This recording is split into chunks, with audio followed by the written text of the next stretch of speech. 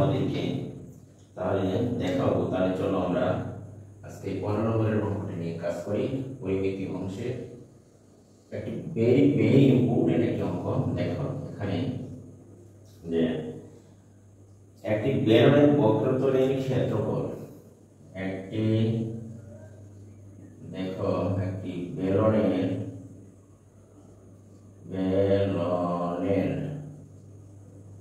বক্রতলের ক্ষেত্রফল হলো তোমার 100 বর্গ সেন্টিমিটার। 100 বর্গ সেন্টিমিটার এবং আয়তন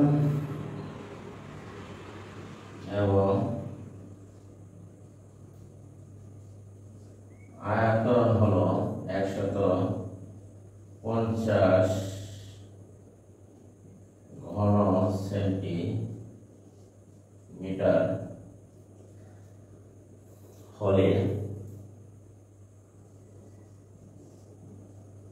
তাহলে সমগ্র তলের ক্ষেত্রফল নির্ণয় করো সেন্টিমিটার।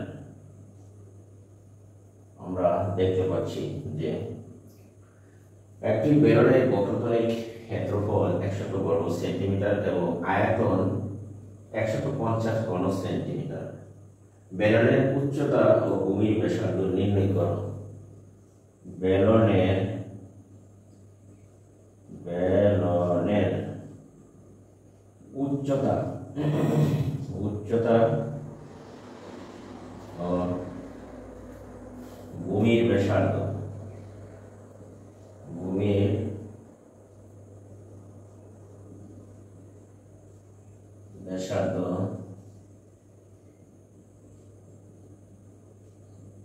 নির্ণয় করো।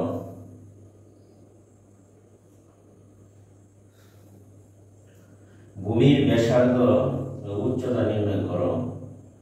এখানে দড়ি, তাহলে সমাধান দেখো তোমরা, দড়ি বেলনের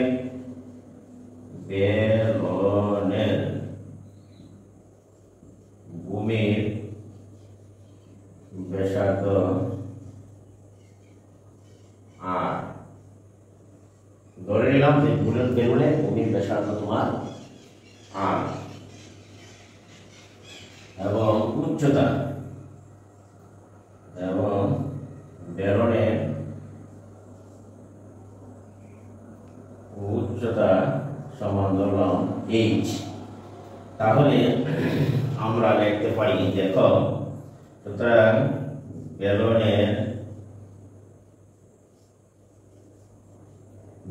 ডাকে আছে দেখো তোমার ক্ষেত্রফল, অর্থাৎ বেলনের বক্রতলের ক্ষেত্রফল, বক্রতলের বা দেখো বক্রতলের ক্ষেত্রফল আমরা সূত্র তোমাদের শিখিয়েছিলাম। এখানে দেখো যে 2 পাই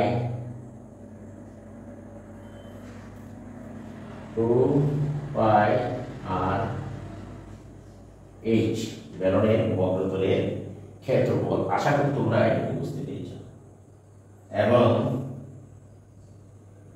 বেলনের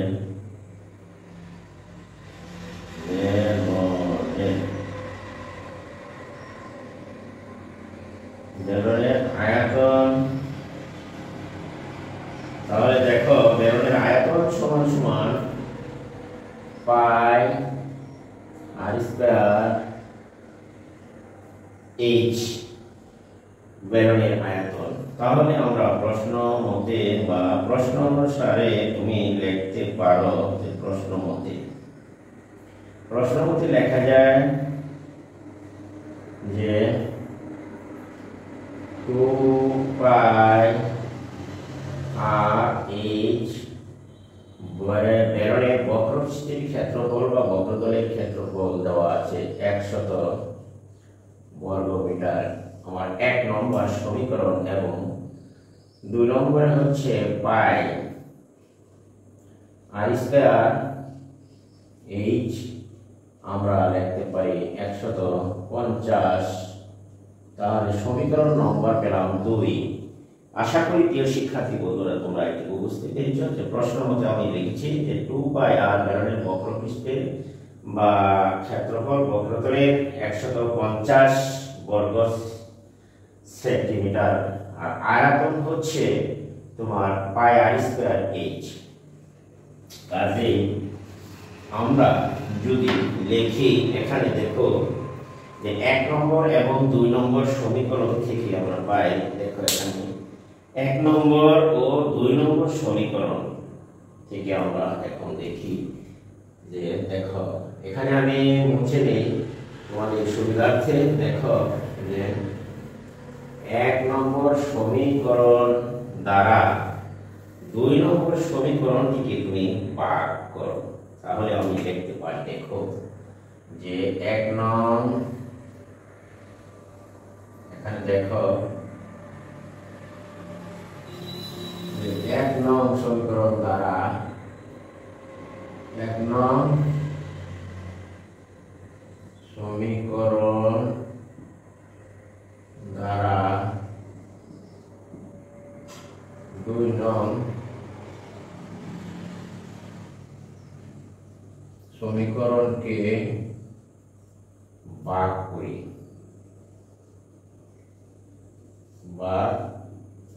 করি 1 নং সমীকরণ দ্বারা 2 নংকে ভাগ দিই। দেখো 2πr²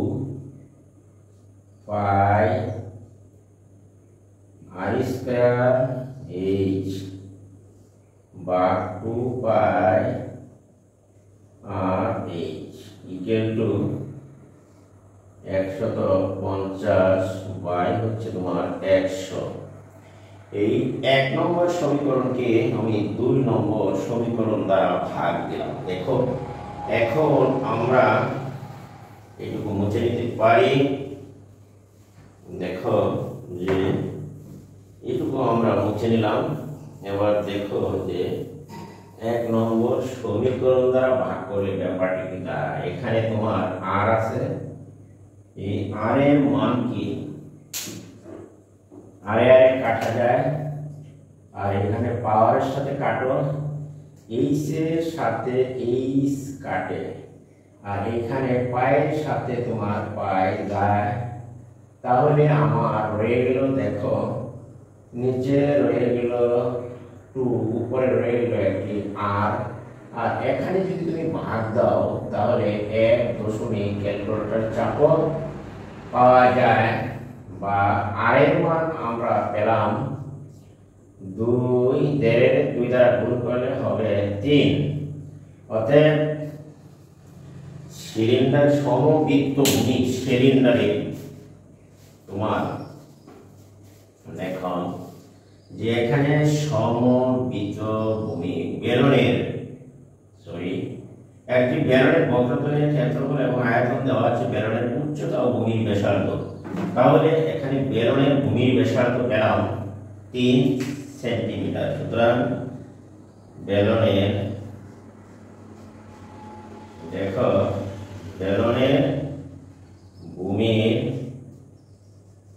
ভূমির ব্যাসার্ধ আমরা পেলাম আর ইকুয়াল টু তোমার 3 সেন্টিমিটার আমরা পেয়ে গেলাম। আমাদের কাছে আরেকটি প্রশ্ন আছে, দেখো বেলনের উচ্চতা ও ভূমির ব্যাসার্ধ নির্ণয় করতে।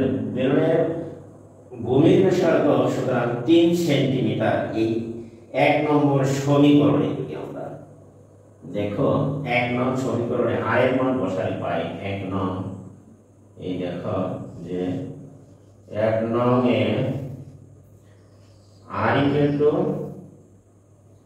3 বসিয়ে দেখো পাই 1 নং এ আর ইকুয়াল টু 3 বসালে আমরা পাই দেখো 2 বক্রতলের ক্ষেত্রফল 2πr আর h সমান হচ্ছে তোমার 100 সেন্টিমিটার। এখানে তুমি বর্গক্ষেত্রের ক্ষেত্রফল 2πr সমান 100 সেন্টিমিটার আমরা যদি h ইকুয়াল টু লিখি তাহলে আমরা লিখতে পারি দেখো 100 বাই হচ্ছে তোমার 2πr।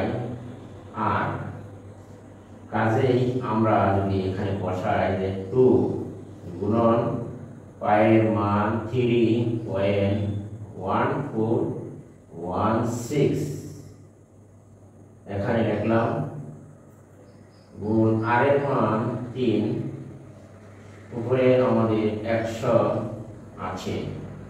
কাজেই আমরা লিখতে পারি দেখো যে ভাগ দিলে আমরা লিখতে পারি 3 দুগুণে 6 এখানে লেখা যায় 6 গুণন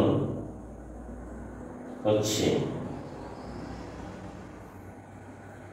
100 তুমি ক্যালকুলেটর চাপো দেখো এখানে আবার ক্যালকুলেটর চাপো ভাগ 3.1416 দ্বারা ভাগ দাও 5 পয়েন্ট করাই হচ্ছে তোমার 31 5 পয়েন্ট তোমার 31 সেন্টিমিটার উচ্চতা। আশা করি তোমরা এইটুকু বুঝতে পেরেছ যে বেলনের ভূমির উচ্চতা হচ্ছে 5.31 প্রায় এত সেন্টিমিটার। প্রায় তুমি লিখতে পারবে এখানে লেখা যায় দেখো এত সেন্টিমিটার। আশা করি তোমরা এইটুকু বুঝতে পেরেছ এক নম্বর থেকে। এখন আমরা যদি দেখো উত্তর লিখি পুরাটা তাহলে লিখবো ওদের বেলনের ভূমির ব্যাসার্ধ হচ্ছে 3 সেন্টিমিটার এবং উচ্চতা হচ্ছে 5.31 সেন্টিমিটার। আমরা একটু মুছে নিতে পারি দেখো।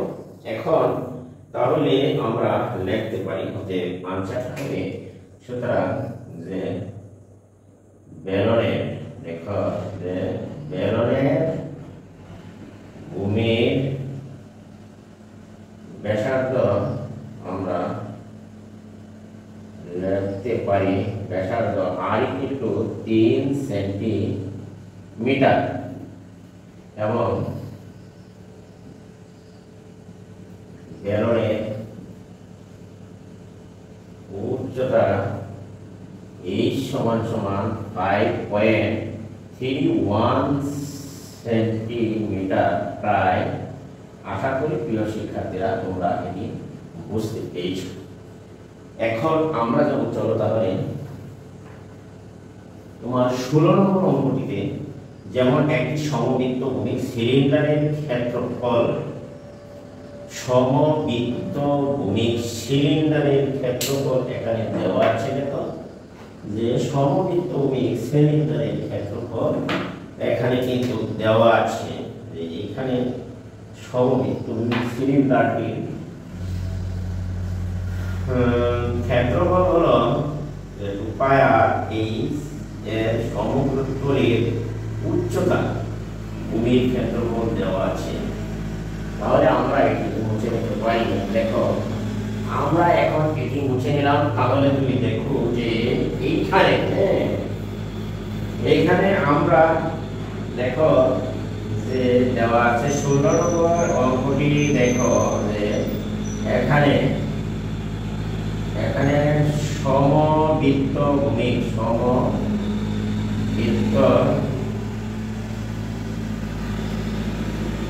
সমবৃত্ত ভূমি সিলিন্ডারে দেখো সমবৃত্ত ভূমি সিলিন্ডারে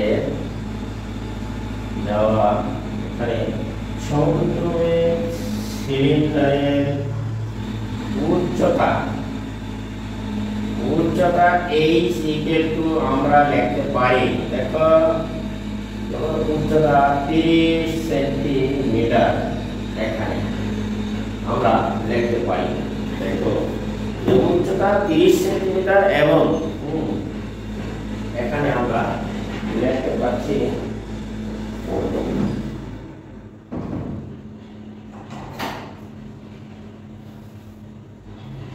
উচ্চতা যদি 30 সেন্টিমিটার হয় তাহলে এখানে আমরা লিখতে পারি যে সমবৃত্তভূমি সিলিন্ডারের উচ্চতা হচ্ছে 30 সেন্টিমিটার এবং এর ক্ষেত্রফল দেওয়া আছে, ক্ষেত্রফল এবং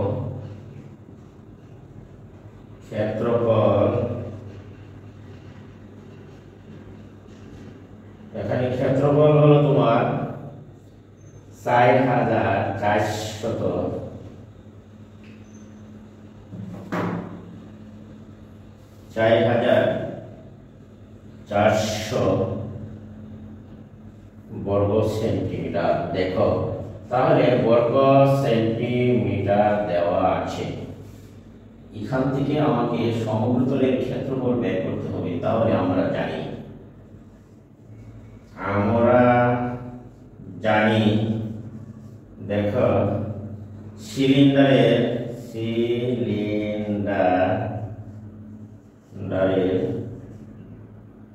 বক্রতলের ক্ষেত্রফল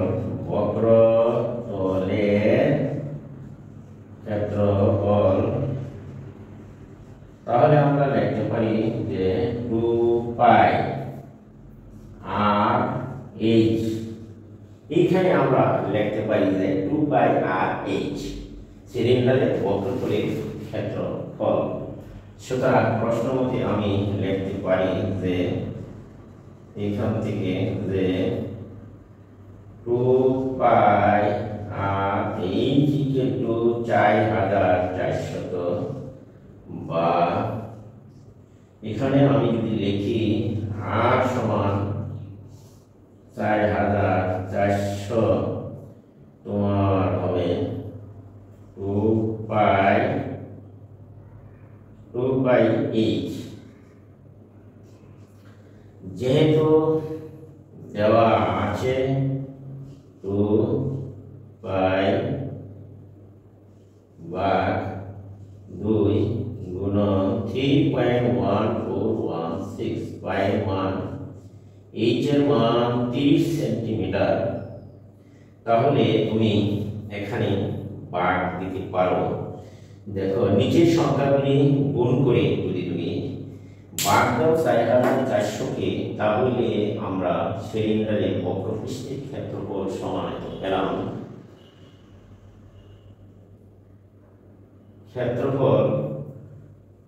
বক্রপৃষ্ঠের ক্ষেত্রফল পেলাম আমরা। দেখো ক্যালকুলেটর চাপো, এখানে দেখা যাচ্ছে যে ক্যালকুলেটর চাপলে আসে যেমন 30 গুণন হচ্ছে 2 60 আবার গুণন দাও 3.1416 তাহলে আসছে 188 496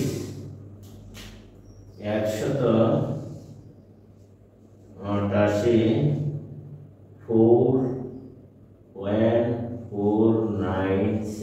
4,400। এখানে যদি ভাগ দাও আমার 188 496 4,400 ভাগ 188 গুণন 496 দেওয়া, তাহলে 23.34